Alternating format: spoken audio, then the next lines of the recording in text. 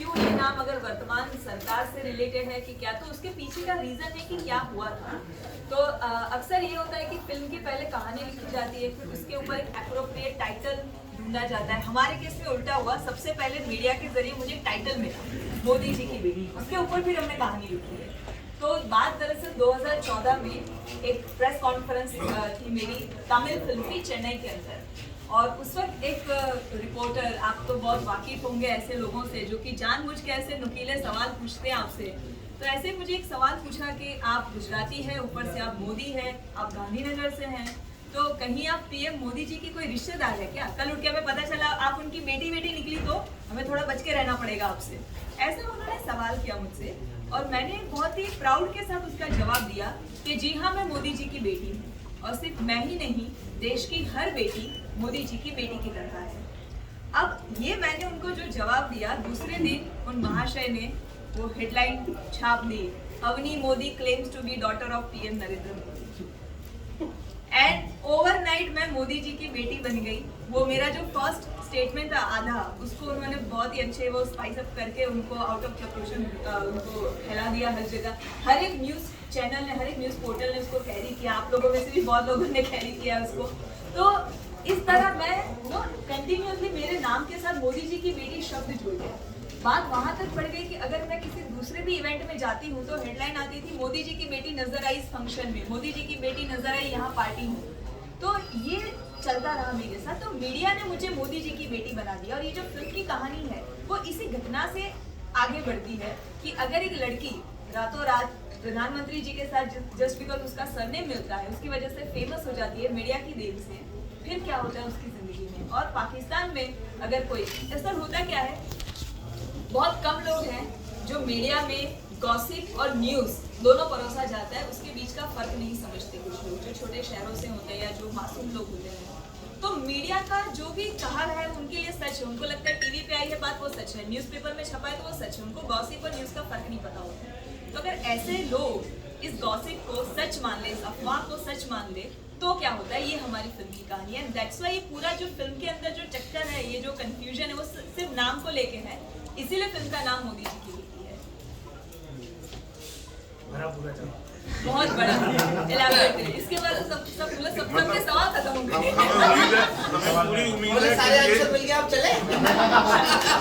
कम से कम ये सवाल अब आप सबको जो है इसका जवाब मिल गया, तो ये सवाल तो आप लोग अब नहीं पूछेंगे। तो इस फिल्म के जरिए दर्शकों को क्या नया देखने को मिलेगा?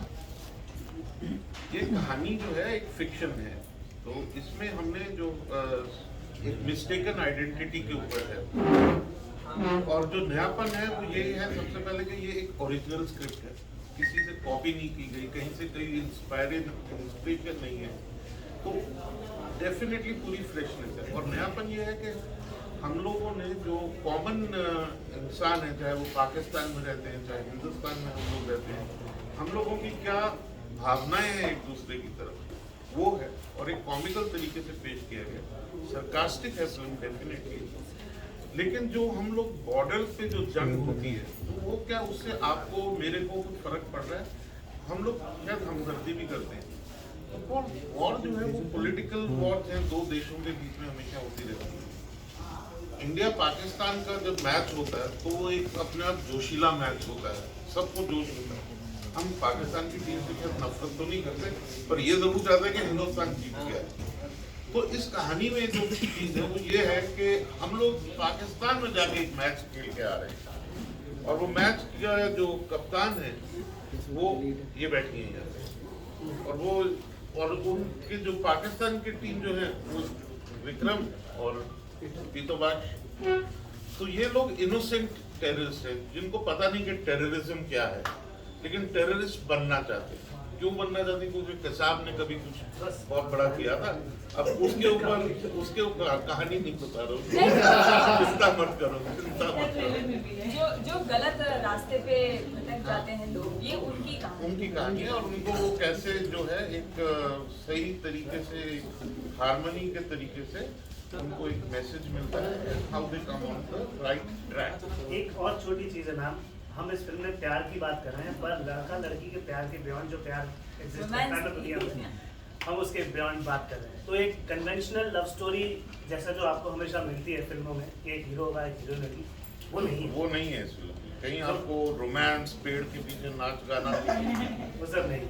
इनफैक्ट बहुत ही कम गाने भी हैं फिल्म में, 3 ही गाने हैं, वो सब सिचुएशनल गाने, एक प्रमोशनल सॉन्ग है हमारा तो फिल्म में ले देकर 2 गाने, और वो सिर्फ आपको लगेगा कि जरूरत थी सिचुएशनल इसलिए डाले। पर फिल्म के अंदर फुल ऑन एंटरटेनमेंट है, जिसके लिए हमने फिल्म बनाई है, और आपको हंस हंस के लोटपोट हो जाओगे, इस बात की गारंटी है। अभी इस फिल्म की स्क्रिप्टिंग आपने की, सर ने बताया, तो स्क्रिप्टिंग करने के बाद आप सर के पास स्क्रिप्ट पहले ही आपने सर से कांटेक्ट कर लिया था कि मेरे साथ ये चीज़ें हो रही है, इसके साथ फिल्म बनाया जाएगा? देखो ये ऐसा ही कुछ हुआ था। दरअसल पहले तो ये कॉन्सेप्ट मुझे मिला कैसे, मैं ये बताई, बड़ा इंटरेस्टिंग हुआ था। ये कंट्रोवर्सी तो मैंने बताई 2014 में हुआ था मेरे साथ, वो फिर लगातार चलता रहा। अब 2017 के आसपास की बात है, तब ये जो इंडिया पाकिस्तान एक्टर्स को जो बैन किया है वो नहीं था उस वक्त, वो काम कर रहे थे सब लोग। तो मैं एक हमारे फ्रेंड है जो कि उनका लंदन में प्रोडक्शन हाउस है, तो वहाँ पे पाकिस्तानी फिल्में भी शूट होती है। तो ऐसे मुझे उन्होंने पाकिस्तानी फिल्म की ऑफर दी, तो मैंने कहा क्यों नहीं, अगर माहिरा खान यहाँ काम कर सकती है, फवाद खान कर सकते हैं, तो हम भी करते। बहुत सारे एक्टर्स ने किया भी है वहाँ पे जाके पाकिस्तानी फिल्मों में काम। तो उन्होंने फिर सोचा और कहा कि लेकिन एक दिक्कत है, वो जो तुम्हारे सरनेम को लेके जो इंटरनेट पे तुम्हें मोदी जी की बेटी बुला रहे हैं लोग, तुम्हें पाकिस्तान भेज दिया, फिर तुम वापस नहीं आ पाई, तो हमें जवाब देना भारी पड़ जाएगा लोगों को, तो इसलिए ये रहने देते हैं। और फिर मैंने कहा सर ये तो लेकिन गॉसिप है, सबको पता है, वो जो मिलिटेंट्स होते हैं उनको, वहाँ टेररिस्ट जो होते हैं उनको ज़्यादा नॉलेज होती नहीं है, उतने ज़्यादा पढ़े लिखे भी नहीं है। तो ये फिल्म का प्लॉट मुझे ऐसे मिला कि हाँ, अगर कोई पाकिस्तान में अगर एक एक्ट्रेस वो फंस जाती है, मोदी सरनेम है, कैसे वहाँ से वो बाहर आएगी, ये पूरी कहानी इस फिल्म की ऐसी है। और जैसे ये मेरे दिमाग में ये आइडिया आया, मैंने इमीडिएटली एडी सर को फ़ोन किया, और हम लोगों ने पहले भी काफ़ी काम किया है, तो ऐसे ही हम लोग इस लेवल पे तो तुक्के बोलते हैं इसको, जैसे ही कोई तुक्का आता है तो सर को मैं शेयर करती थी। सर ने बोले यार आइडिया इंटरेस्टिंग है, आइडिया छोड़, पहले तो नाम बड़ा इंटरेस्टिंग है पिक्चर का, और उसके ऊपर ये कॉन्सेप्ट बड़ा प्यारा है, I think we should do this. तो मैंने कहा फिर आप डायरेक्टर हैं, आप लिखवाइए, किसी राइटर को हायर कीजिए। तो उन्होंने कहा कि नहीं तू लिख। मैंने कहा नहीं, मैं राइटर नहीं हूँ, मैं तो एक्टर हूँ, मैं कैसे लिखूँगी।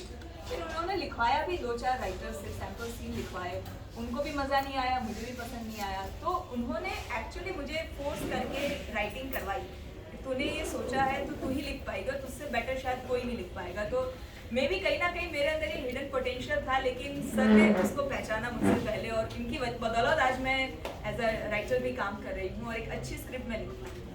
सो यस, हाँ, दोनों कॉर्नर है।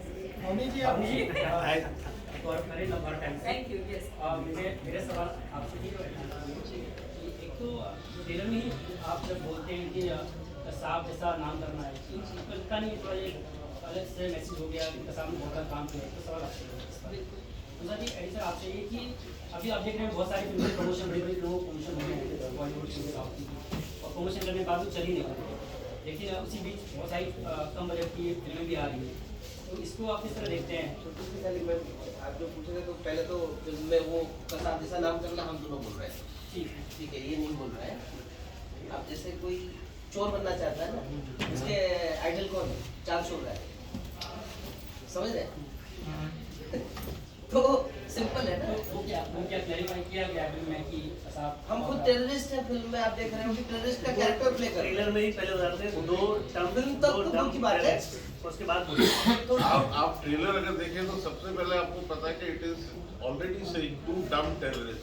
नहीं, दम छोड़ दीजिए, टेररिस्ट के लिए आइकॉन तो लादेन और कसाब ही होंगे ना।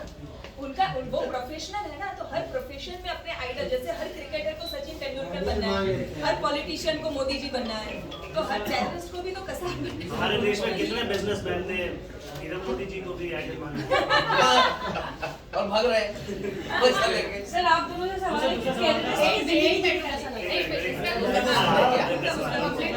बड़ी फिल्मों की ये प्रमोशन करे जा रहे हैं, उनमें बहुत सारी फिल्में फ्लॉप भी हो गई या चली नहीं है, वो वेबसाइट से शुरू हो, ठीक है, इसी बीच बहुत सारी छोटी फिल्में भी आई हैं, आपकी भी फिल्म आई है, तो उसको कैसे देखते हैं आप, कैसे टैकल करेंगे, कैसे आगे चलेगा?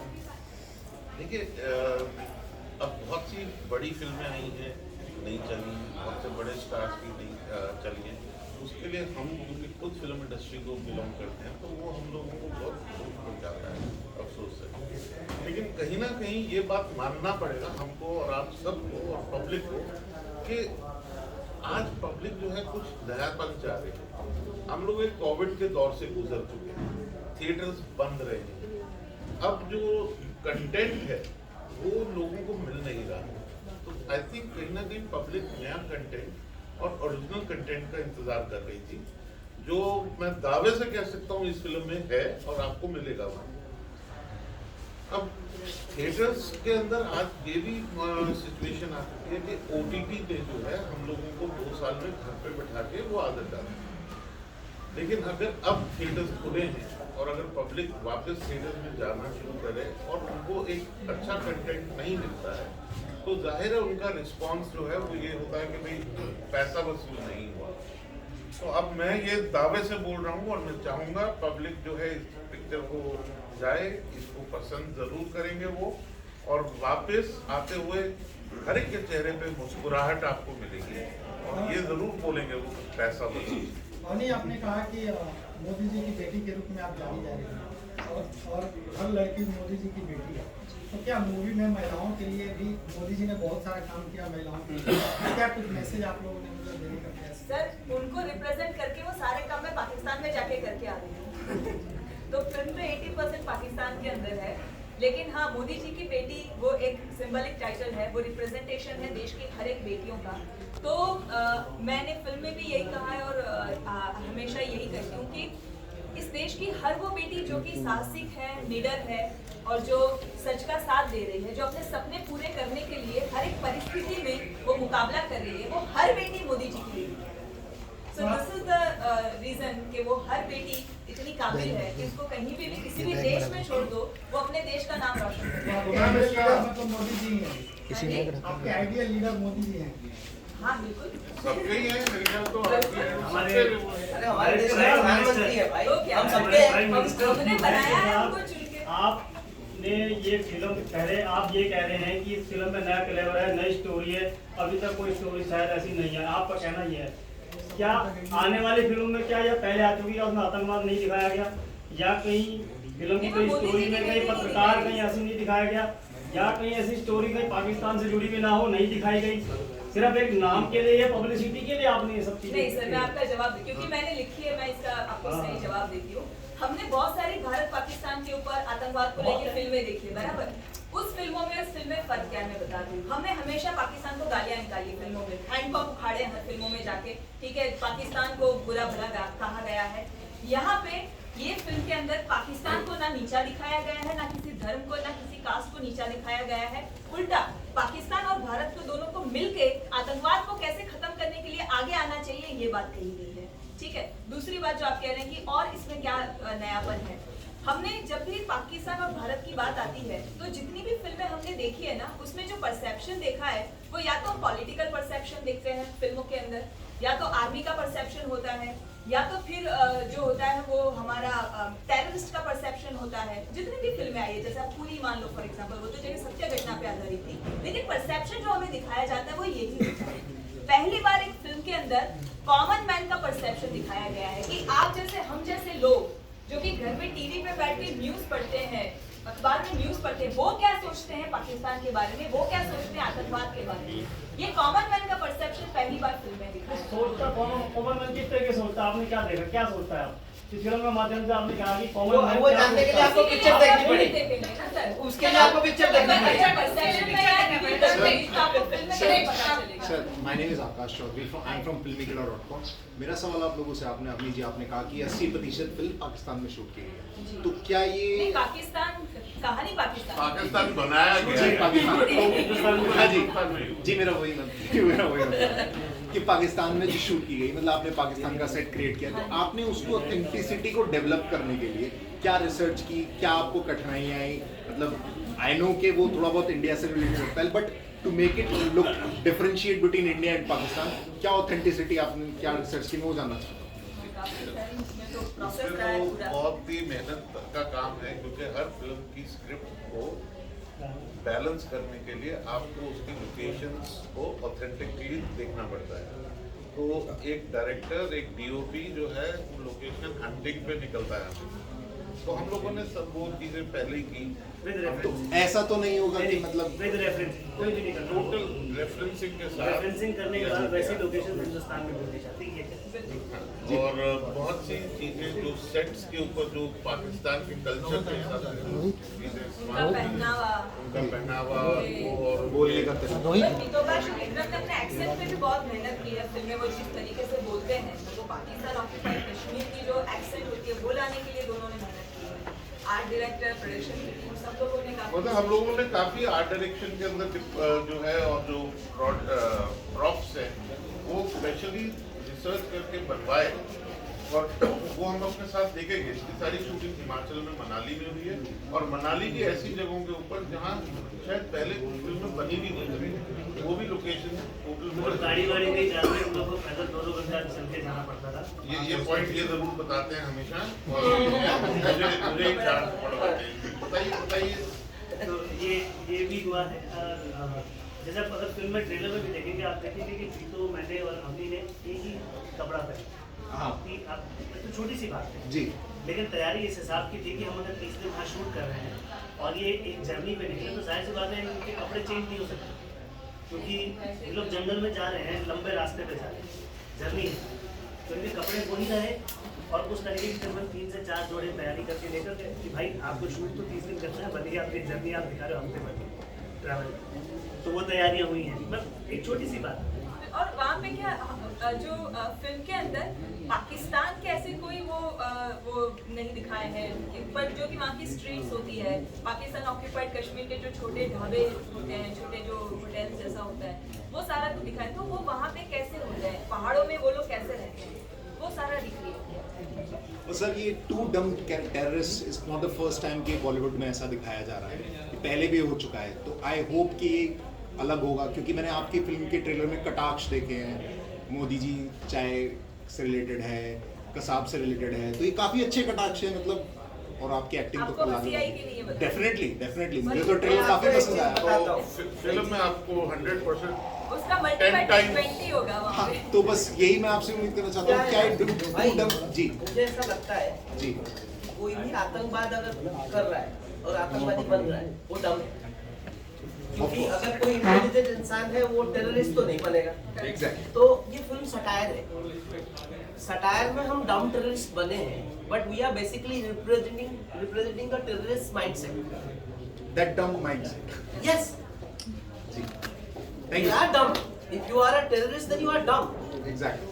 Because Very well कोई said. इंटेलिजेंट इंसान तो दूसरे इंसान को मारेगा और बम सुसाइड बॉम्बर बनेगा, ये सब तो नॉर्मली इंटेलिजेंट इंसान तो बनेगा ही नहीं ना। जी So basically we are representing that dumbness of terrorism.